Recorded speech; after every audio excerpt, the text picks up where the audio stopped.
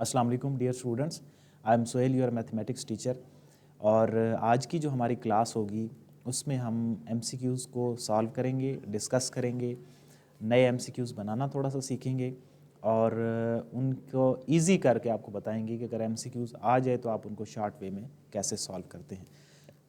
आपका जो पेज है वो है 183, तो 183 पेज आप ओपन कर लें। हम एमसीक्यूज़ को बारी बारी डिस्कस करेंगे और फिर आपके साथ उनके पॉइंट्स शेयर करेंगे। तो पहला पार्ट, और एमसीक्यूज़ का जो बेनिफिट होता है वो क्या होता है कि उसके अंदर ऑलमोस्ट जो 90 से 95% चैप्टर होता है ना, वो रिवाइज हो जाता है। फार्मूले उसमें डिस्कस हो जाते हैं, कुछ क्वेश्चंस के मेथड डिस्कस हो जाते हैं। तो इस हवाले से फिर ये जो एमसीक्यूज़ वाली वीडियो होती है ये बहुत इंपॉर्टेंट होती है। आपके ये 30-35 मिनट्स में आप पूरे चैप्टर को एक दफ़ा सम अप कर लेते हैं, गो थ्रू हो जाते हैं। तो पहला है जी MCQ, slope of two lines. दो लाइंस की बात हो रही है, are zero and infinity. What is the angle between both lines. ठीक है, अब एक जो स्लोप है वो क्या है, this is your first MCQs. पहला जो स्लोप है उसमें tan 0 है जो कि 0 की इक्वल होता है, और दूसरा जो स्लोप है उसमें मीन्स tan 90 है। तो यहाँ से ही क्लियर हो रहा है आपको कि इन दोनों लाइंस के दरमियान जो एंगल होगा वो कितना होगा, वो 90 डिग्री होगा। तो सी ऑप्शन इसका करेक्ट ऑप्शन है, इन दो लाइंस के दरमियान 90 डिग्री का एंगल है। आते हैं दूसरे एमसीक्यूज पे, important one angle of the right triangle is determined by the line joining A और बी। सेकेंड एमसीक्यूज की बात हो रही है। ए के जो पॉइंट हैं वो हैं 1 और 2, और बी के जो पॉइंट हैं वो 2 और 3 हैं। Find the third angle. अब राइट ट्राइंगल की बात हो रही है, इट मीन्स एक तो एंगल हो गया 90 का। बाकी दो एंगल्स में से अगर कोई एक आप फाइंड आउट कर लें तो थर्ड आप फाइंड आउट कर सकते हैं। और जो दो एंगल होने चाहिए वो क्या होना चाहिए, सम ऑफ एक्यूट एंगल्स 90 की इक्वल होना चाहिए, क्योंकि अगर वो 90 से बड़े हो जाएंगे तो क्या हो जाएगा, वो तो 180 से उनका जो सम होगा वो ऊपर निकल जाएगा।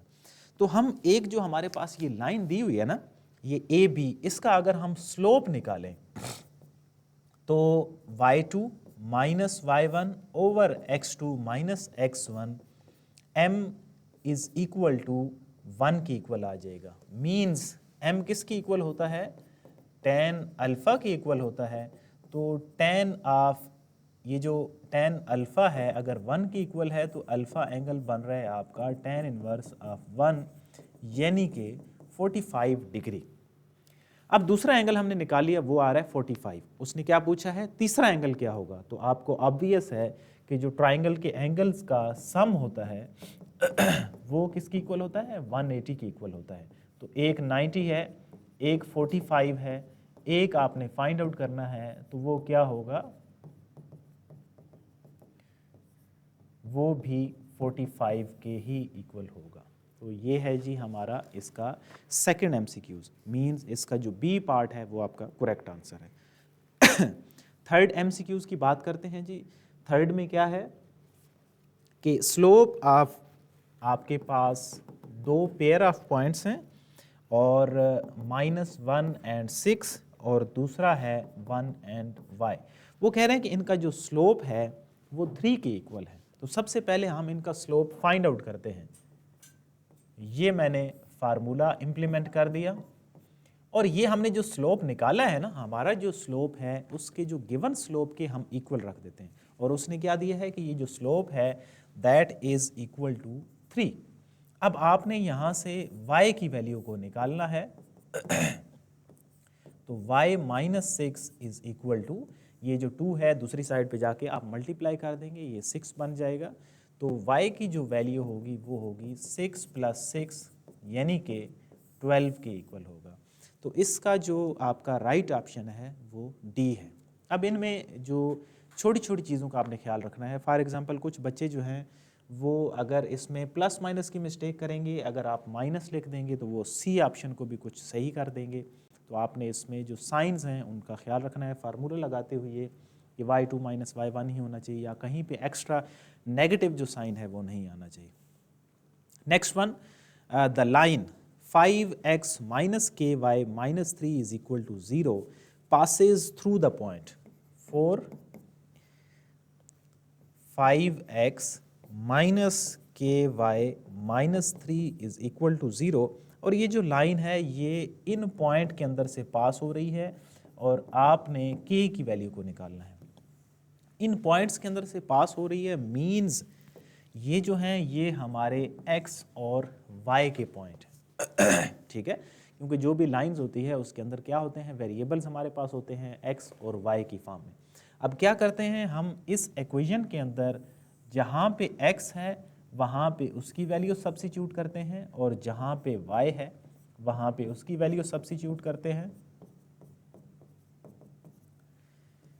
सो 5 minus 2k minus 3 is equal to 0 minus 2k plus 2 is equal to 0 means ये माइनस और minus cancel, so k is equal to 2/2, तो k की वैल्यू क्या आ रही है, 1 के इक्वल आ रही है। मीन्स आपका जो 4 MCQs का ए ऑप्शन है वो आपका करेक्ट ऑप्शन है। अब इसको आप कैसे जनरेट कर सकते हैं नए MCQs को, आप इक्वेशन को यही रहने दें, आप इसके जो पासिंग पॉइंट हैं उनको चेंज कर दें, ज़्यादा चेंज भी ना करें, आप 1 2 की बजाय सिर्फ 2 1 करके देखें कि कितना उसमें फ़र्क आएगा, तो ये आपका एक नया MCQs भी बन जाएगा और आपकी प्रैक्टिस भी हो जाएगी। Next one is MCQs number 5, line 5x minus 6 is equal to 0 represent a line 5x minus 6 is equal to 0। ये किस लाइन को रिप्रेजेंट कर रही है, parallel to the x axis, parallel to the y axis, touching both axis या passing through the origin. ये जो a और b है, आपके पास 5 सेकंड है, आप इसको सोचें कि a या b में से कौन सा ऑप्शन होना चाहिए। फर्दर हम इसको देखते हैं कि सॉल्यूशन के बाद ये क्या आएगा। देखिए यहाँ से 5x is equal to 6, x is equal to 6/5, तो x की वैल्यू जो है वो 6/5 आ रही है। अब 6/5 1 पॉइंट समथिंग x की वैल्यू सपोज हम कर लेते हैं कि वो यहाँ पे 0, यहाँ पे 1 और ये 1 से थोड़ा सा आगे। तो जब यहाँ पे आप ड्रा करेंगे तो आई होप कि यहाँ मैंने जो ये ड्रा किया है आपको क्लियर हो गया होगा कि ये parallel to the x axis है या parallel to the y axis है। तो चूँकि ये x की वैल्यू है तो ये parallel to the y axis होगा। अगर अब इसको चेंज कैसे कर सकते हैं, 5y minus 6 कर दें, x की जगह पे y कर दें और फिर देखें कि ये किस के पैरेलल बनता है, तो वो फिर क्या बनेगा, y की वैल्यू होगी तो वो parallel to the x axis हो जाएगा। तो इस एक MCQ से हमने अपने 2 MCQs भी बना लिए हैं और दोनों वेरिएबल के अंदर उनको चेंज भी कर लिया है। तो बी ऑप्शन जो है वो इसका करेक्ट ऑप्शन है। Next one is MCQs number 6, y is equal to 0।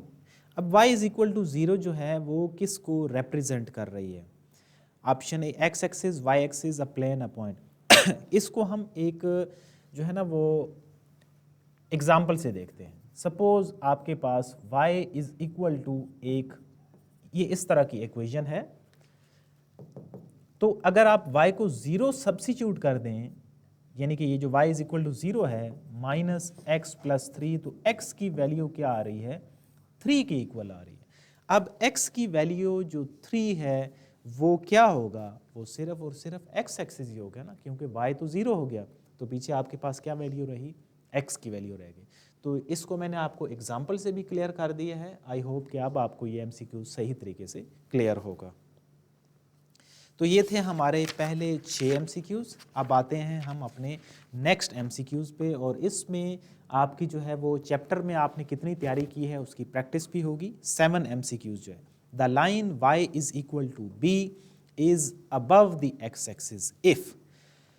अब अगर ये x एक्सिस से अबव है तो कौन सा केस होगा।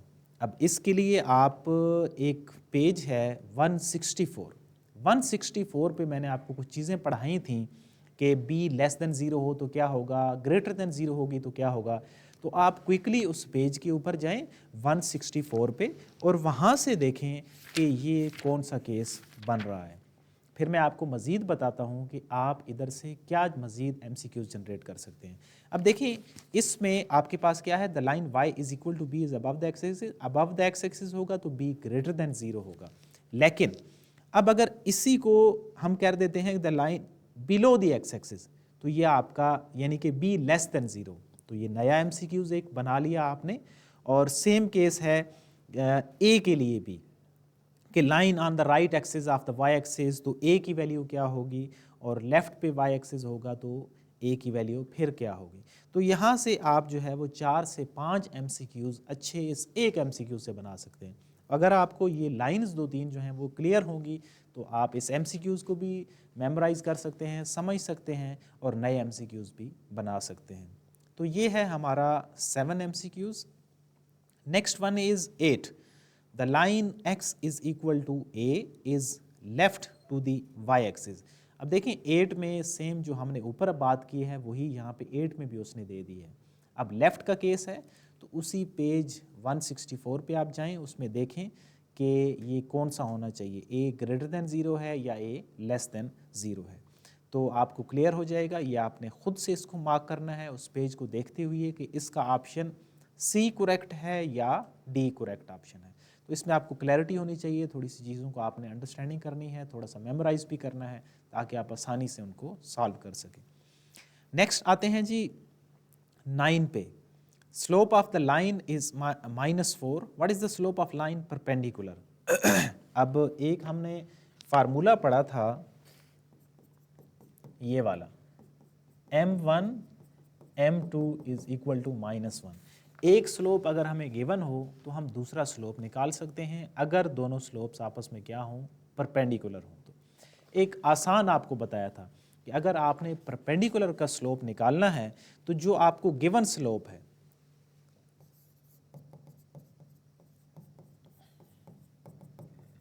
गिवन स्लोप सपोज आपके पास है -4, तो आप क्या कर देंगे, दूसरा जो स्लोप है परपेंडिकुलर के केस में निकालने के लिए नेगेटिव ऑफ इस वैल्यू को आप उल्टा कर देंगे, तो ये आपके पास परपेंडिकुलर के केस का जो स्लोप होगा वो निकल आएगा। तो इसका जो राइट ऑप्शन है 1/4 है। अगर आपको ये समझ आता है तो आप इसको कर लेंगे, अदरवाइज आप इसकी जगह पे वैल्यू सब्स्टिट्यूट करके भी लगा सकते हैं। m1 की जगह पे -4 मैंने लगा दिया, m2 इसी तरह ही रहने दिया।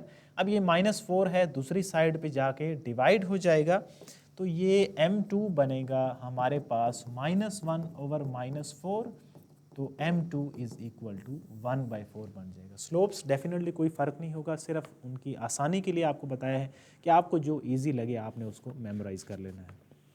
तो ये है हमारा 9 MCQs। अब आते हैं 10 पे, which of the following line has slope 2/3। अब देखिए यहाँ पे ये जो MCQ है इसमें आपको जो स्लोप्स निकालने का क्विक वे बताया हुआ था, अगर आप उसको यूटिलाइज करेंगे तो फिर आप उसको आसानी से जस्टिफाई कर सकते हैं कि कौन सी लाइन है जिसका स्लोप क्या होगा, 2/3 होगा। अगर हम पहली लाइन देखें 2x + 3y is equal to 0।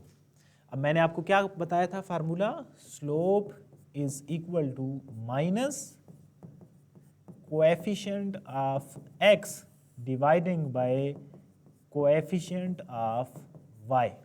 तो अगर इसका स्लोप हम यहाँ से निकालें तो x का कोएफिशिएंट क्या है, 2 है, y का कोएफिशिएंट क्या है, 3 है, तो ये -2/3 हो गया। एक तो ये है क्विक वे, और इसी तरह बारी बारी आप चेक कर सकते हैं और जल्दी इसमें से आप चेक कर सकते हैं। दूसरी है 2x - 3y is equal to, इसमें अगर आप देखें तो minus coefficient of x over coefficient of y, the answer is 2/3। अब यहाँ से तो हमारा जो इसका बी पार्ट है वो हमारा करेक्ट ऑप्शन है कि ये जो 2x - 3y is equal to 2 है, ये वो इक्वेशन है जिसका स्लोप क्या है, 2/3 है। बट इसके निकालने का आसान वे आपको बताया है। अगर आपको दूसरा तरीका याद है y is equal to mx + c वाला, तो उस फॉर्म में आप अपनी इक्वेशन को लेके जाएंगे, ये 3y इज इक्वल टू -2। और चलें अगर आप c से आपको कन्फ्यूजन हो रही है तो c की वैल्यू 0 है, मैं इसको इसी फॉर्म में लिख देता हूँ, तो ये आपके पास y is equal to -2/3x + 0 के साथ डिवाइड करेंगे तो ये 0 ही हो जाएगा।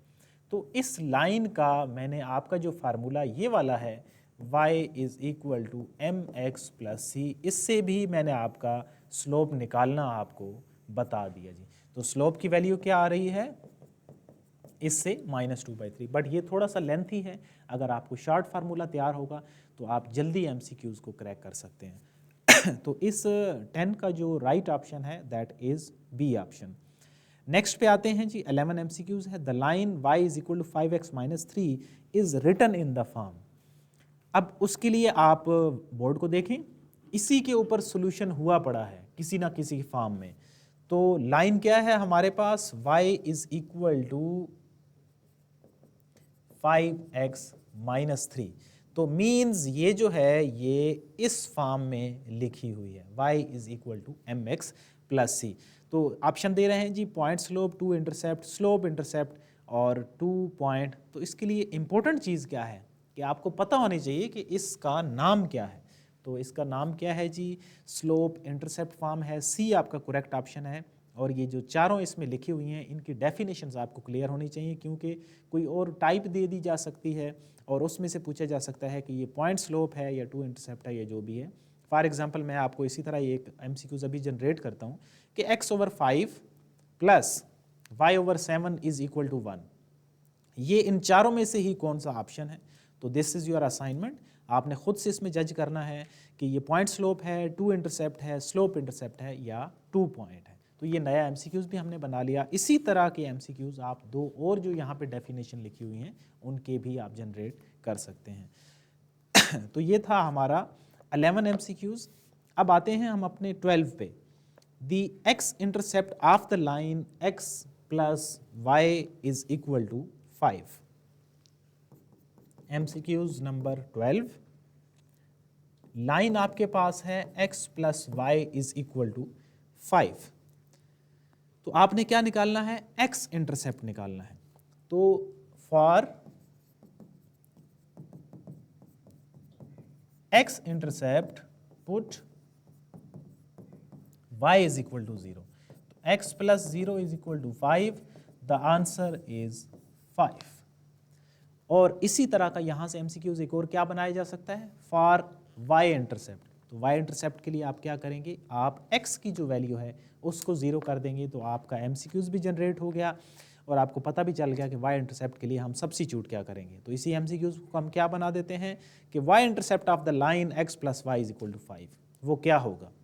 तो ये आपकी असाइनमेंट भी है, आपने खुद से उसको लिख भी लेना है और देख भी लेना है कि उसमें क्या होगा, मैंने आपको बता भी दिया है। नेक्स्ट आते हैं हम अपने 13 MCQs की तरफ। तो 13 में क्या है, a line intersects both axes at 2, 0 and 0, 7 respectively, its y intercept is। एक लाइन जो है वो इंटरसेक्ट कर रही है, कौन से पॉइंट हैं, 2, 0 हैं और 0, 7 हैं। तो इट्स y इंटरसेप्ट इज, अब देखें यहाँ से बड़ा क्लियरली आपको नज़र आ रहा है option D is the correct option कि y का जो इंटरसेप्ट है वो किसके इक्वल है, 7 के इक्वल है। तो ये था हमारा 13 MCQs। अब आते हैं 14 पे। तो 14 में क्या है जी, point of intersection of the lines. दो लाइंस आपके पास हैं, 9x minus 7y is equal to 0 और दूसरी जो लाइन है 8x minus 11y is equal to 0। अब देखिए इसमें वो पूछ रहा है कि इसके पॉइंट ऑफ इंटरसेक्शन क्या होंगे।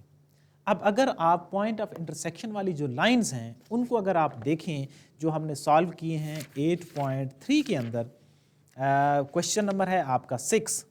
तो क्वेश्चन नंबर में जो 6 है उसकी इक्वेशन को भी यहाँ पे एक लिख देता हूँ, आपको उससे अच्छा क्लियर होगा। एक तो इक्वेशन इस फॉर्म में दी गई है, तो हमने इस क्वेश्चन को क्या किया था, साइमल्टेनियसली सॉल्व किया था और साइमल्टेनियसली सॉल्व करने के बाद हमने x और y यानी कि इनके पॉइंट ऑफ जो इंटरसेक्शन थे वो निकाले थे। अब इस इक्वेशन को इसके साथ कंपेयर करें कि क्या चीज़ यहाँ पे एक्स्ट्रा है या वहाँ पे एक्स्ट्रा है। तो यहाँ पे देखें ये जो c है ना, ये c नहीं है, कॉन्स्टेंट्स नहीं है दोनों इक्वेशंस में। इसका मतलब ये होगा कि इसके जो पॉइंट ऑफ इंटरसेक्शन हैं वो 0 0 होंगे। तो आपकी आसानी के लिए क्या है कि अगर कॉन्स्टेंट्स की वैल्यू ना दी हो तो फिर जो पॉइंट ऑफ इंटरसेक्शन होंगे वो क्या होंगे, वो ओरिजिन होगा, यानी कि वो 0 0 होगा। और दूसरा फिर अगर आपकी अंडरस्टैंडिंग के लिए कि ये दोनों लीनियर हैं और होमोजीनियस इक्वेशंस हैं, इस वजह से इनका जो पॉइंट ऑफ इंटरसेक्शन होगा वो क्या होगा, वो ओरिजिन होगा। तो ऑप्शन ए आपका करेक्ट ऑप्शन है। और आपकी आसानी के लिए आपको क्या बताया है कि अगर कांस्टेंट कोई और इक्वेशन चेंज होकर आ सकती है, अगर उसमें से कांस्टेंट की वैल्यूज गायब हों और उसका पॉइंट ऑफ इंटरसेक्शन फिर ऑलवेज क्या होगा, वो ओरिजिन होगा, यानी कि वो 0 0 होगा। तो ये थे हमारे इस चैप्टर के एमसीक्यूज़, हमने उनको सॉल्व भी किया और इनसे नए जो एमसीक्यूज़ हैं वो हमने जनरेट भी किया।